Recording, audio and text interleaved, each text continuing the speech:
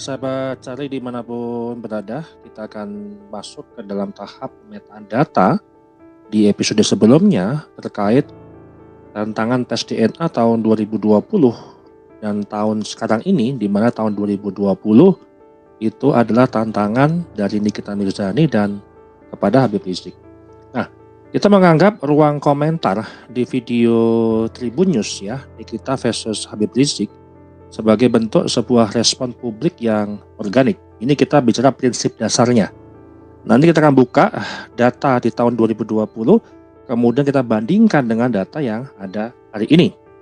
Kemudian representasi spontan terhadap isu klaim nasab di ruang digital tanpa intervensi ilmiah atau framing institusional.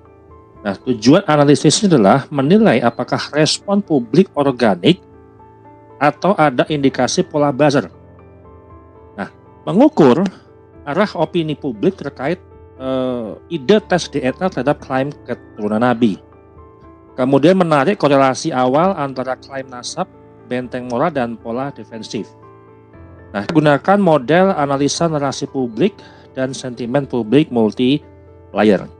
Dan pertanyaannya adalah, apakah respon publik tahun 2020 terhadap isu tes DNA itu bersifat organik atau terpolarisasi oleh buzzer? Kemudian apakah publik saat itu menuntut verifikasi ilmiah atau sekedar ikut arus emosional? Nah, kemudian seberapa kuat munculnya pola defensif yang menyerang personal bukan isu yang disebutkan playing victim? Nah, dari dataset yang saya kumpulkan dari 150 komentar YouTube pada video Tribun News November tahun 2020 dengan metode klasifikasi manual dan pembacaan teks semantik, kemudian pemetaan pola, narasi, protes, antites, netral, sarkastik, dan buzzer ataupun like. Kemudian analisis sentimen organik, indikatornya spontanitas, tidak terkoordinasi, dan beragam diksi.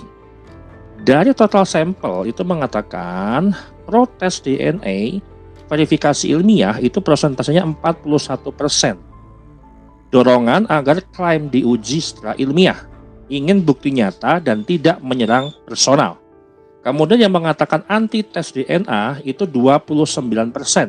Artinya kubu yang menyerang Nikita Mirzani kemudian membungkus isu dalam moralitas dan adab ulama. Kemudian sarkastik ataupun humor sosial itu 12%. Menyindir dua kubu, banyak yang mengolok-olok secara situasi. Kemudian netral ataupun bingung dengan bertanya secara jujur itu 10%. Bertanya tentang metode verifikasi tapi tidak menyerang.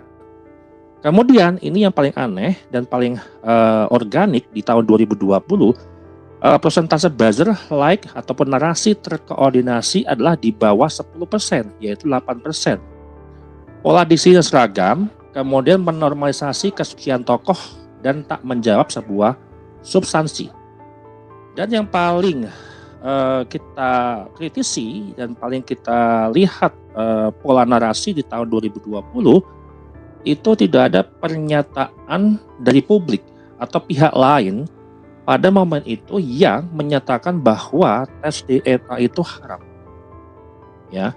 Ketika Nikita Mirzani menantang Habib Rizik untuk tes DNA di bulan November tahun 2020, itu tidak ada sama sekali narasi tes DNA itu haram. Ini yang menjadi hal yang aneh. Kenapa yang hal yang aneh? Menurut Mbak Alawi itu adalah tidak penting ketika menanggapi Nikita Mirzani. Dan pasti itu akan dimenangkan oleh kubu Mbak Alawi secara narasi. Beda dengan hari ini, kalau yang berbicara yang meruntuhkan nasabnya Mbak Alawi, maka mereka akan katakan itu haram. Nah, artinya apa? Narasi tes DNA haram itu belum muncul pada konteks itu dan bukan bagian dari peristiwa itu secara langsung. Nah, sekarang kita akan membandingkan dengan data yang sekarang ini.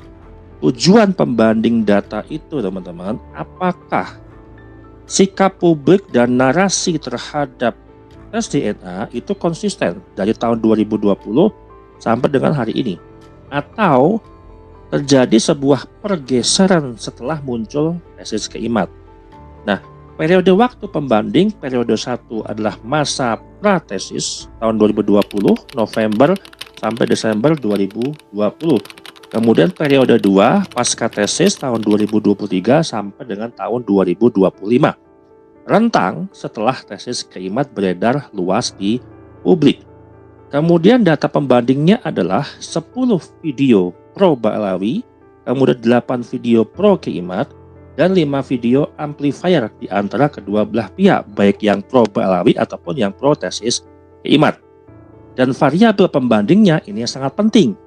Dan ini adalah inti kenapa data ini tidak bisa dibantah asal-asalan, harus menggunakan metode dan data yang betul. Nah, posisi tes DNA variabelnya adalah sebagai alat verifikasi. Di tahun 2020 itu dibolehkan, kemudian pasca tesis itu tidak dibolehkan. Kemudian variabel yang kedua diperdebatkan ilmiahnya, di tahun itu tidak diperdebatkan. Sedangkan pasca tesis KIMAT itu justru diperdebatkan. Kemudian variabel ketiga dicap haram. Di tahun 2020 tidak ada istilah ataupun narasi DNA itu haram. Tapi pasca tesis justru tes DNA itu menjadi narasi yang paling besar dan mengharamkan terkait tentang tes DNA. Kemudian jenis narasi yang dominan. Yang pertama adalah narasi tantangan pembuktian. Di tahun 2020 itu ada tantangan untuk pembuktian, namun pasca tesis itu tidak ada. Mereka tidak berani, artinya. Kemudian ketika variabel narasi itu moral dan adab, di tahun 2020 itu tidak ada, karena narasi seluruhnya adalah organik. Kemudian pasca tesis itu ada narasi moral dan adab. Kemudian secara agama atau haram, tahun 2020 tidak ada, dan tahun 2000 pasca tesis KIMAT itu ada. Kemudian tuduhan Wahabi dan tuduhan intelijen di tahun 2020 itu sama sekali tidak ada. Justru yang paling banyak adalah pasca tesis KIMAT. Nah, dan ini adalah sebuah kunci secara epistemik. Kalau data kuat, maka diserang datanya. Tapi kalau data tidak terjawab, maka diserang itu orangnya. Ini sudah lumrah. Dan teknik dalam pengambilan data itu menggunakan manual coding dan semi otomatis, kemudian content analysis dan discursive analysis atau pergeseran wacana.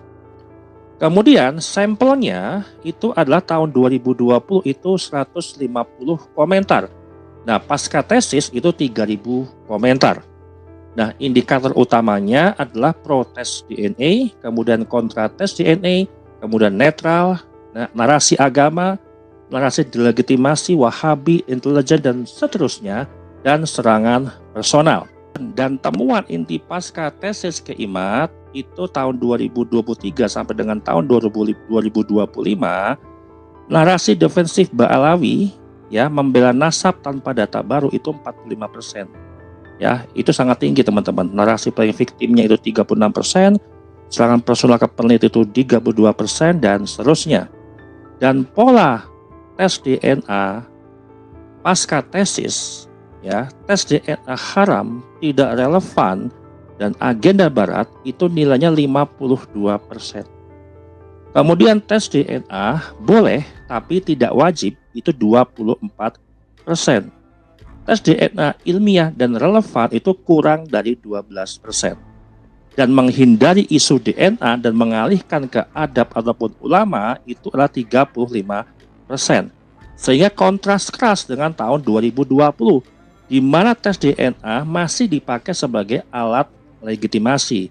Dan ini adalah indikator pergeseran diskursif, bukan sebuah asumsi.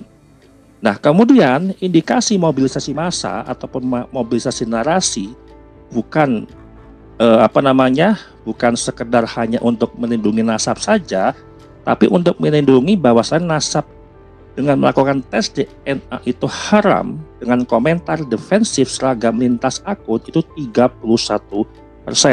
Kemudian akun yang melindungi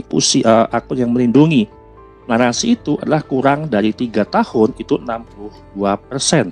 Kemudian akun lama di atas 5 tahun itu yang mendominasi kritik. Justru kritik yang paling banyak akun di atas 5 tahun atau 54% itu kubunya tesis Keimat. Dan ini tidak berdiri pada satu indikator, tapi irisan multi-layer yang sudah pernah saya sampaikan di sebelumnya.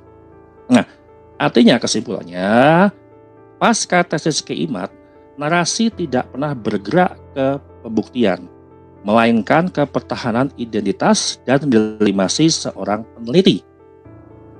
Jika tes DNA dulu dianggap ilmiah saat untuk menguntungkan, lalu dianggap haram saat mengancam, maka masalahnya bukan pada ilmunya, tapi pada hasil yang diteliti. Demikian dari saya, terima kasih.